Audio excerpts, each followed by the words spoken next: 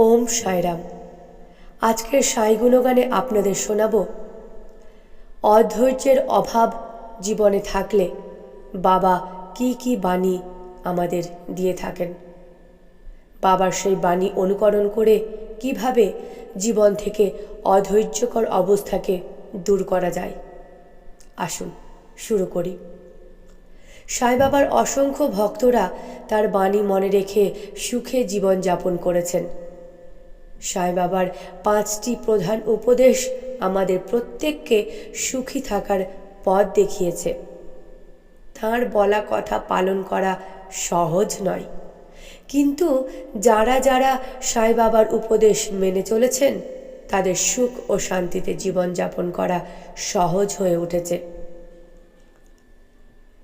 নিজের ভক্তদের সাহায্য করতে বাবা সর্বদাই তৎপর। ভক্তদের দুঃখ কষ্ট দূর করার জন্য নানান পথ দেখিয়েছেন তিনি। আবার চমৎকারের সাহায্যে ক্ষণিকের মধ্যেই ভক্তদের মুখে হাসিও ফুটিয়েছেন।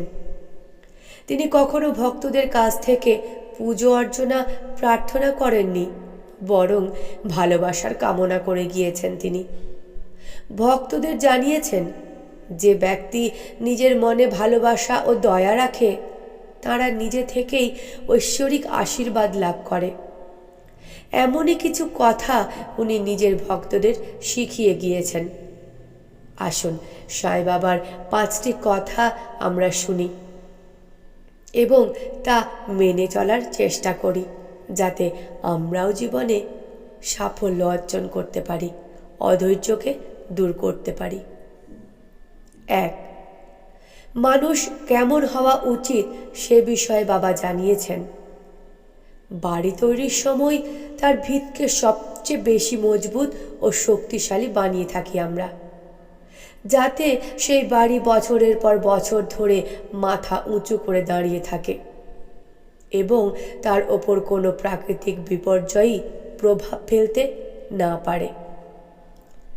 ব্যক্তির ক্ষেত্রেও এই একই নিয়মই কার্যকরী হওয়া উচিত।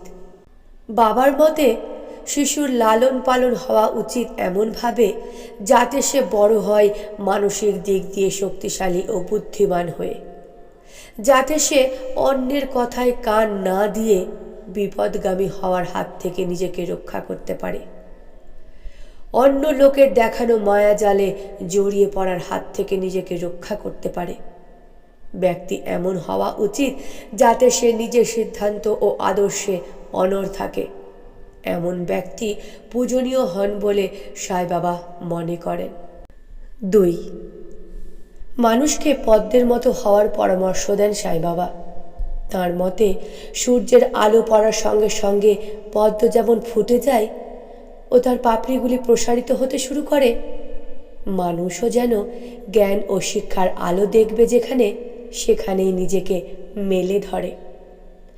জ্ঞান লাভের জন্য যে কোনো ব্যক্তির সামনে দাঁড়িয়ে যাওয়া উচিত, কারণ জ্ঞানের মাধ্যমে একটি নয়, জীবনে অজস্র পথ উন্মুক্ত হয়ে পড়ে। 3.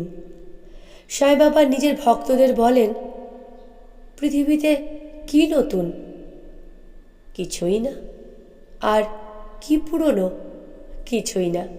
অর্থাৎ সমস্ত কিছুই সব সময় আসছে ও সব সময় থাকবে।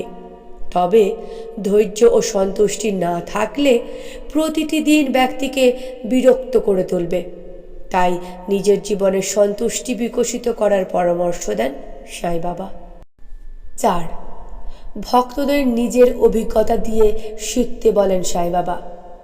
পাশাপাশি অন্যের অভিজ্ঞতাকে সম্মান দেওয়ার কথাও বলেন তিনি, কারণ অভিজ্ঞতাও একটি জ্ঞান ও অভিজ্ঞতার ভিত্তিতে আধ্যাত্মিকতার পথ উন্মুক্ত হতে পারে, উন্মুক্ত হয়। ব্যক্তি অভিজ্ঞতার মাধ্যমে শিখে থাকে এবং আধ্যাত্মিক পথ বিভিন্ন ধরনের অভিজ্ঞতায় ভরে থাকে। 5. সাই বাবা বলতেন যে সমস্ত কাজ চিন্তা ভাবনার পরিণাম। কেউ খারাপ কাজ করলে সেটি তার ভুল চিন্তা ভাবনার ফল, আবার কেউ ভালো কাজ করলে সেটি তাদের সুচিন্তার ফলাফল। তাই চিন্তা ভাবনা গুরুত্বপূর্ণ। নিজের চিন্তা ভাবনাকে শুদ্ধ ও সঠিক রাখা উচিত। ওম সাইরাম।